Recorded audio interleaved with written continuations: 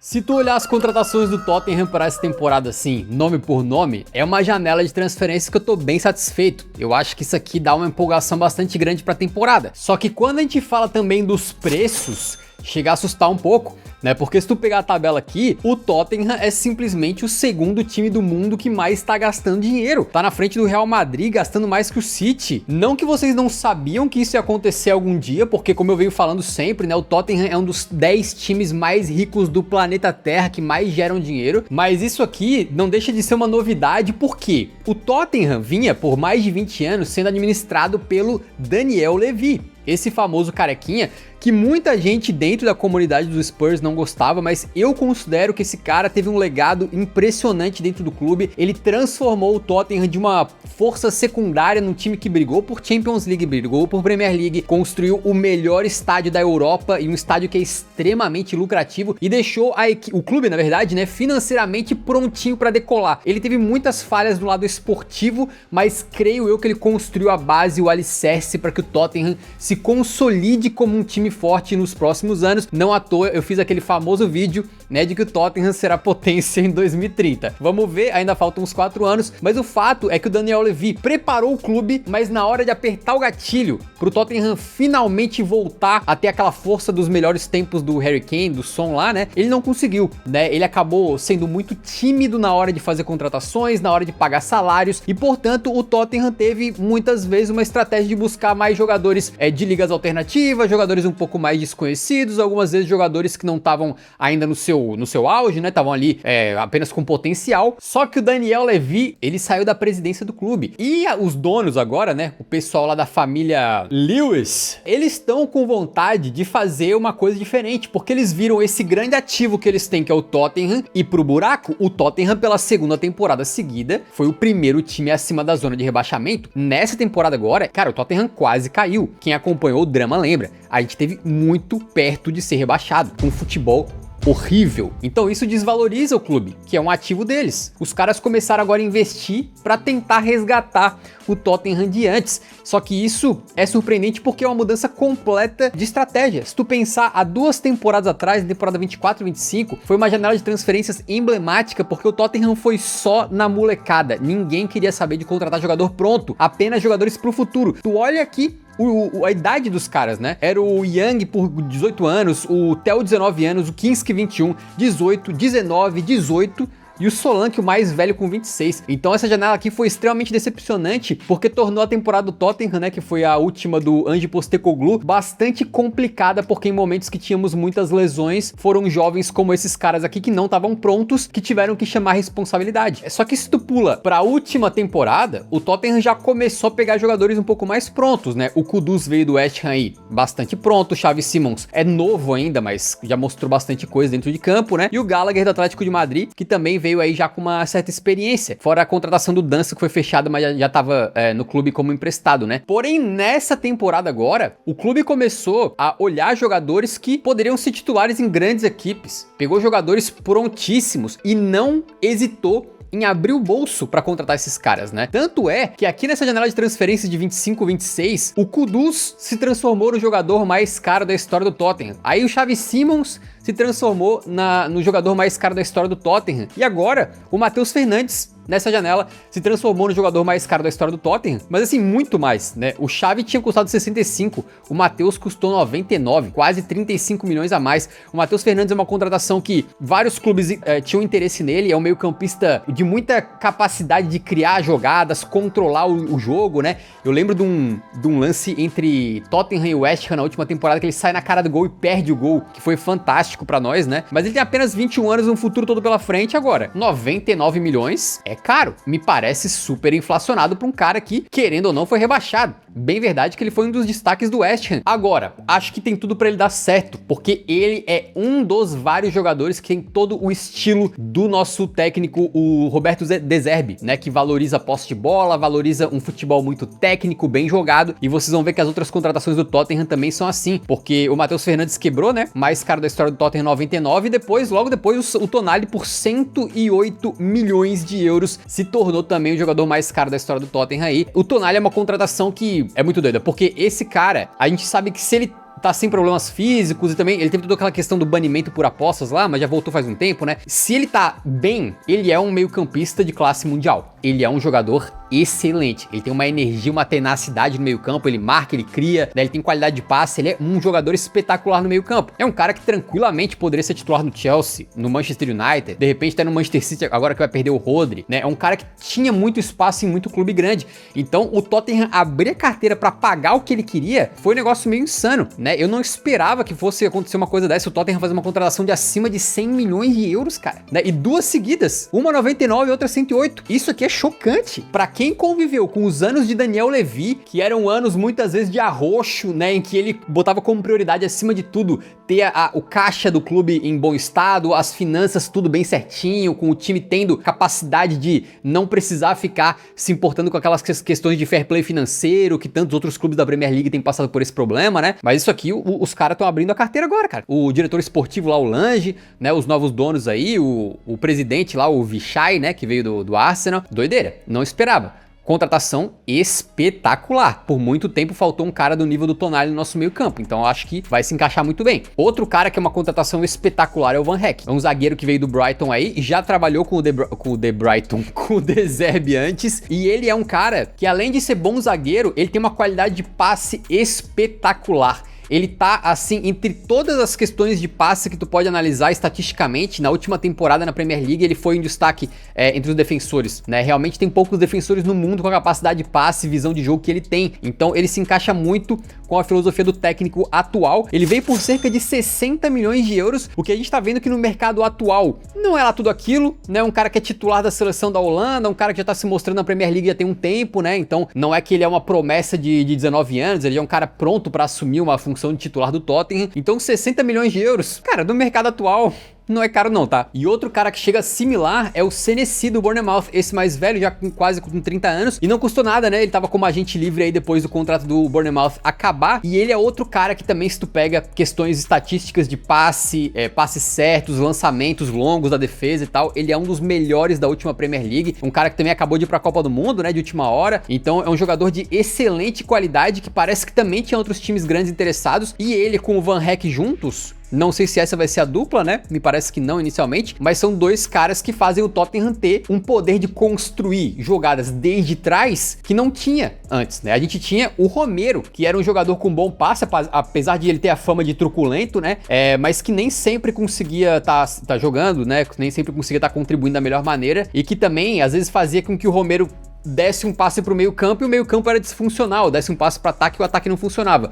Agora o Tottenham trouxe dois meio-campistas de extrema qualidade para lidar com a bola e dois zagueiros de extrema qualidade para lidar com a bola também. A diretoria realmente quis bancar todos os desejos do De Zerbi, o que não aconteceu com o Postecoglou, por exemplo. Então o Postecoglou, coitado, no final das contas, talvez tenha sido um pouco de vítima dos tempos de Daniel Levy, porque se fosse com essa mentalidade agora, talvez ele tivesse um time mais poderoso na sua mão para jogar o tipo de futebol ofensivo e arriscado que ele queria fazer na época e no final das contas não conseguiu tanto, né? Aí também tiveram as contratações aqui de graça do Dubravka, né? Um goleiro veterano para ser terceiro goleiro ali, tanto faz, tanto fez, mas que bom que veio. E o Robertson, que é um cara que imagino que não vai ser titular, o titular deve ser o Dog na lateral esquerda, mas é um cara que tem a capacidade de fazer uma rotação com o Dog para que o Dog possa, cara, gerenciar os seus problemas físicos, né? Se ele jogar o tempo todo, ele vai se lesionar o tempo todo, porque ele, infelizmente, é assim, não conseguiu resolver essas coisas ainda, então tendo o Robertson ali para rotacionar com ele, melhor. O Robertson não tá nas suas melhores fases, a Copa do Mundo dele, por exemplo, é bastante ruim, mas é um cara de bastante experiência que pode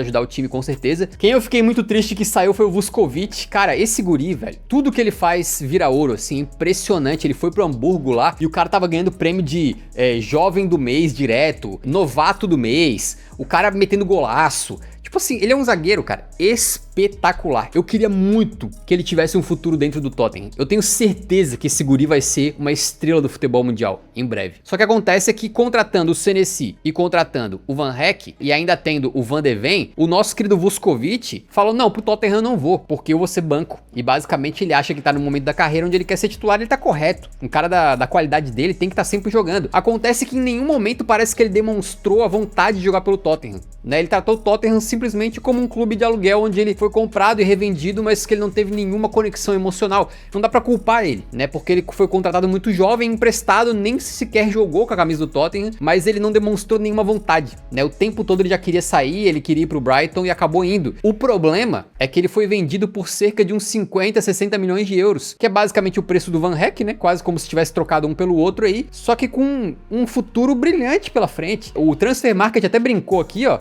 Ah, essa é a próxima transferência de 100 milhões de euros. E eu tenho toda a certeza que isso é verdade. Provavelmente vai ser um zagueiro de 100 milhões de euros muito em breve, porque ele é muito jovem, né? Acho que ele tá com 20 anos agora, é isso? Nada, 19 anos ainda. Já tá na seleção da Croácia, já tava todos os times grandes aí de olho nele, né? Então é um cara que ele certamente vai fazer 1 ou 2 temporadas pelo Brighton, vai brilhar absurdos e vai acabar saindo por um 100zão. Sei lá, pro Manchester United, pro Manchester City, não sei. Em teoria, parece que o Tottenham tem uma cláusula nessa venda que é de equiparação de valor. O que significa que se o Brighton for vender o Vuskovic no futuro, o Tottenham pode pagar o mesmo valor e trazer o Vuskovic, se o Vuskovic quiser. Eu acho que ele nunca mais vai jogar pelo Tottenham, nunca vai jogar pelo Tottenham, o que pra mim é uma pena. Ele deve sair pra um clube maior aí, coisa de 2 anos no máximo. Aí fora isso, teve outras vendas que o Tottenham fez, né? São jogadores aqui, o Lancashire, ele... Enfim, cara, é um cara promissor, mas vai render 12 milhões, pode até bater 20, se eu não tô enganado, com um bônus aí, tá bem vendido. O Vélez, ótimo, 9 milhões. Enfim, uma rapaziada aqui que ninguém liga muito, né? O Bissouma tá sem clube, justo não renovar com ele. O Colomboani foi embora, graças, né? Dragusin emprestado, que bom. Vai lá tentar reativar a carreira dele. Com o De Zerbi nunca que ele ia conseguir jogar, porque ele não tem qualidade pra sair jogando no passe. E o único que eu fico triste, realmente, que saiu aqui além do Vuskovic, foi o João Palhinha. O João Palhinha, todo mundo fala, né? Não se apaixone por um jogador emprestado. Mas tudo que ele fez pela gente na última temporada, a garra que ele demonstrou, os gols importantes que ele fez, cara, a vontade dele ajudar o time no momento em que a equipe tava um bagaço, né? Tava só o pó da rabiola, foi brincadeira. Ele fez a gente se apaixonar por ele. Palhinha vai virar um jogador cult, assim, daqueles que, pô, passou uma temporada só no teu time e tu vai lembrar por anos e anos e anos e anos por tudo que ele nos ajudou nessa temporada de fuga do rebaixamento. Eu queria muito que ele ficasse, mas eu entendo que o Tottenham não queira contratar ele, porque é um cara já de 30 anos e que na hora de sair jogando, ele é bem fraco, né? O Palhinha é espetacular brigando, desarmando, preenchendo espaço, dificultando a vida do adversário, quebrando linha não, interrompendo linha de passe, mas na hora dele ter a bola no pé pra passar, ele é limitado, então ele não cai muito bem junto com o De Zerbi, por isso que eu entendo porque eles não contrataram. Não foi questão de dinheiro. No mercado atual, com o Tottenham gastando 200 milhões pra cima, o Palhinha ia custar quanto? 25, 30? Não é nada, troco de pão, né? Troco de pinga. Eu não sei qual que é o futuro do Palhinha. Se ficar no Bayern não vai jogar, né? Então espero que ele saia aí, possa ir pra algum lugar onde ele seja amado, que ele é um cara que merece, né? Por falar em o Tottenham não ser falta de dinheiro, cara, o Van de Ven renovou o contrato dele. E é uma coisa muito importante, você lembra que eu tava falando do Daniel Levy, né? O Daniel Levy mantinha uma estrutura de salários dentro do clube bastante baixa. E agora o clube tem feito loucuras, tá? Primeiro eles contrataram o Gallagher e do nada pro Gallagher, que é um jogador medianíssimo, eles ofereceram o maior salário do elenco. Um erro na minha modesta opinião. Mas agora eles pegaram o Van de Ven, que aparentemente tem fontes dizendo que ele ganhava cerca de 50 mil libras por semana. Tem gente que fala que era 100 mil libras, mas de qualquer maneira agora parece que ele vai ganhar 240 mil libras por semana. É um contrato absolutamente gigantesco. Esse cara vai ganhar cerca de 1 milhão de libras por mês. E ele renovou por 5 anos. Então tu pensa, esse cara vai ganhar aí, estão estimando que até 75 milhões de euros no seu contrato de 5 anos com o Tottenham. Ou seja, o clube abriu o bolso. É evidente que pelo Van de Ven talvez valha a pena, um jogador de um nível altíssimo, né, que tinha clubes interessados nele também, mas assim, é uma demonstração de ambição. Tu pagar tanto pra tu manter um jogador assim. Só espero que o Van de Ven não faça a coisa mais Tottenham possível que seria. Pega um contrato de 5 anos lucrativo desse aqui e aí passa os próximos 5 anos lesionado. O Tottenham também tinha renovado com o Pedro Porro. Então, além de fazer grandes contratações, tá conseguindo manter os seus melhores jogadores. O Pedro Porro tá extremamente valorizado. Depois da Copa do Mundo, teve gente chamando o Pedro Porro de melhor lateral direito do mundo. Beleza? Titular da seleção espanhola. Então o cara tá com valor absurdo e o Tottenham já tinha renovado o contrato dele antes mesmo da campanha dele na Copa do Mundo. Então alguns jogadores essenciais ficando aí pro elenco, né? E aí tu me pergunta como é que eu acho que o Tottenham vai jogar, né? Primeiramente, o Kinski, depois de tudo que aconteceu, ele vai ser o goleiro titular, o que é incrível pela capacidade dele de sair jogando com os pés. Ele é um cara que não só tem a qualidade técnica pra fazer passes, cara, é doideira tu vê as entrevistas que ele deu, assim, em relação àquele episódio do Atlético de Madrid. Ele nunca se abalou, cara. Ele cometeu aqueles 2 erros bizonhos, foi substituído daquele jeito. Tipo assim, ele tem uma confiança inabalável nele mesmo. É incrível esse garoto aqui. Então ele vai começar a temporada como titular, parabéns pra ele. Imagina aqui que a gente vai ter a dupla de Vans, vai ser o Van Heck de um lado e o Van de Ven do outro. Eu imagino, ou pelo menos eu gostaria que acontecesse de vez em quando, não precisa ser sempre, mas se for um time adversário que a gente precisar de mais qualidade pra quebrar os caras, cara, eu gosto do Van de Ven na lateral esquerda, como ele faz muitas vezes na Holanda. Ele tem a qualidade pra subir correndo, ele tem uma velocidade absurda, uma aceleração, e também, se for o caso, dá pra manter ele mais preso aqui e liberar mais o Pedro Porro pela direita. Obviamente o Pedro Porro vai ser titular por ali, mas eu gostaria de repente ver em alguns jogos, a gente tem uma formação em que fica o Van Heck jogando junto com o Senesi, né, na saída de jogo aqui, e aí o Van de Ven mais pela lateral esquerda. Não acho que seria uma loucura fazer isso aqui, né, mas o mais provável é Van de Ven e o Van Heck como titulares, e aqui no lugar do Senesi deve jogar o Doug quando estiver bem fisicamente, e quando não estiver bem fisicamente deve ser o Robertson como reserva, né.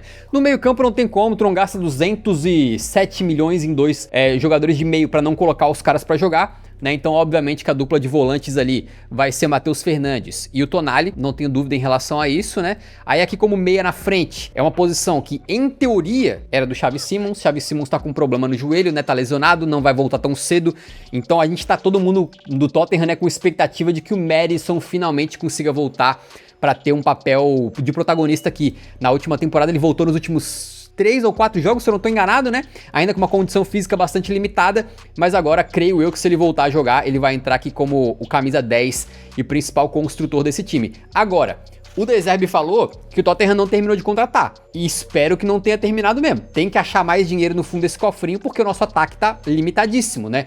A gente vai ter provavelmente na ponta direita o Kudus, mas o Kudus tá lesionado há coisa de 7, 8 meses, não sabemos como é que ele vai voltar, e não sabemos nem se ele vai estar pronto agora pro começo da temporada, tá? Ele tá se recuperando nesse exato momento, mas aparentemente ele entra na ponta direita. Na esquerda, meio que já não tem mais ninguém. É o Mathys Tel, né? Não é ideal que o Tel comece como titular. Fez umas coisas interessantes na pré-temporada, mas não era o ideal que essa vaga fosse dele, não. Né? Eu preferia que tivesse alguém mais pronto por ali. Uma contratação nível Tonali pro lugar do Mathys Tel seria fantástico. E aqui na frente a gente vai continuar com o Solanke e com o Richarlison, né? O nosso querido De Zerbi elogiou muito o Solanke, então pode ser que ele seja o titular no final das contas, mas se eu pudesse escolher, eu colocaria aqui, acho que o Rich aqui, né? Às vezes eu fico na dúvida entre os dois, às vezes eu tenho uma opinião que um é melhor que o outro é melhor que um, mas nesse momento eu acho que eu iria com o Richarlison aqui. E esse seria o time que eu acho que vai acabar começando a temporada como titular. Pelo menos, não sei o que vai acontecer depois, talvez tenha o retorno de Xavi Simons no lugar do Maddison. Quem sabe o Kulusevski, depois de 1 ano e pouco sem jogar, consiga voltar e começar a ter minutos no lugar aqui do Kudus, entrando no segundo tempo ou algo assim. Quem sabe o Tottenham não vai no mercado para contratar um ponto esquerda de maior qualidade, né? Vamos ver o que vai acontecer, mas nesse momento esse é um time que tem toda a capacidade de recuperar pelo menos um pouco do prestígio e voltar a ser uma equipe que briga, no mínimo, na parte de cima da tabela. Não tô falando na parte de cima, primeiro e segundo, né? Na parte de cima de 4º a 8º, talvez, brigando no mínimo para entrar na Conference, né? Eu consideraria uma temporada aceitável do Tottenham. Se a gente brigar de repente para ficar em 7º, 6º, acho que seria muito legal, e tô confiante que isso possa acontecer. Quando veio o Thomas Frank, eu chutei que o Tottenham terminaria em 10º e terminou em 17º. Então a gente nunca sabe, porque esse time nunca deixa de te decepcionar. Mas no momento, considerando que o time gastou, contratou jogadores de qualidade absurda, que o técnico tem uma qualidade muito boa e uma visão de jogo, o De Zerbi, no final das contas, né, ele tem uma filosofia claríssima. Ele quer dominar partidas, ele quer jogar com qualidade técnica, com a bola no pé. Esse, querendo ou não, é o Tottenham que as pessoas se acostumaram a ver e começaram a amar, tá? Inclusive, o lema do clube, vale lembrar, é "To dare is to do". Arriscar é fazer, ou algo desse tipo. E tudo que o Thomas Frank não fazia era arriscar, tá? Então agora está voltando um pouquinho a resgatar um pouco da filosofia do Tottenham, assim espero, e portanto eu vou sonhar com um 6º ou 7º lugar. Provavelmente vai ser um 8º ou 9º ou 10º, vamos ver. Mas enfim, rapaziada, esse aqui é o time do Tottenham para a temporada. Cara, se o Kulusevski voltar vai ser incrível, não sei em que nível que ele vai voltar. Ele teve uma lesão aí que parecia que não era nada sério e ficou mais de 1 ano afastado, 1 ano e 3 meses já, né? E também ele tem uma coisa pra falar, que o elenco do Tottenham tá muito inchado, tá? Tem muito jogador, por exemplo, né? O Souzinha, que veio do Santos, vai fazer o quê? Não sei, vai ter que emprestar o Souza, né? Na lateral esquerda ele não vai jogar. Imagino eu que no meio campo também tá muito complicado. O Bentancur pode ser reserva tanto do Tonali quanto do Matheus Fernandes. Mas como é que fica a função do Art Gray? que fez uma temporada tão legal na última, né, com a gente? Como é que fica o Bergvall, que aparentemente quer sair do clube? Como é que fica o Gallagher? Espero que o De Zerbi não fique usando o Gallagher de camisa 10, que seria uma insanidade. Tu monta um time todo que sabe jogar bola e bota um Gallagher pra ser o comandante da criação da equipe, não dá. Como é que fica o Sarr? O Sarr me parece que tá completamente sem espaço nesse elenco agora. Como é que fica o Danso, né, cara? O Danso é um cara que foi muito importante pra gente na última temporada, mas ele não é o melhor defensor saindo jogando, não. Então me parece que ele vai ser a quarta opção atrás do Van de Ven, do Senesi e do Van Heck. Ele vai aceitar isso, ele vai ficar de boa, ele vai entrar só nos finalzinhos do jogo pra guardar resultado, porque ele é um cara bom de cabeça pra tirar cruzamento de dentro da área, né? Então, enfim, tem muita gente ainda pra ser emprestada ou vendida aqui. O Romero deve estar de saída, né? Como a gente sabe aí, aparentemente ele vai pro Atlético de Madrid, vai tarde. Tudo que ele fez aí pelo clube na última temporada destruiu o legado dele como jogador e como capitão do Tottenham. Hoje ninguém mais quer ver esse cara com a camisa do Tottenham, todo mundo quer que ele vá embora. E sinceramente eu acho que ele no Atlético de Madrid com o Simeone é uma combinação feita de forma perfeita. É o melhor lugar onde ele poderia ir, então que seja feliz lá, né? E outro que parece que também vai embora é o Jed Spence. O Jed Spence está com uma proposta da Inter de Milão.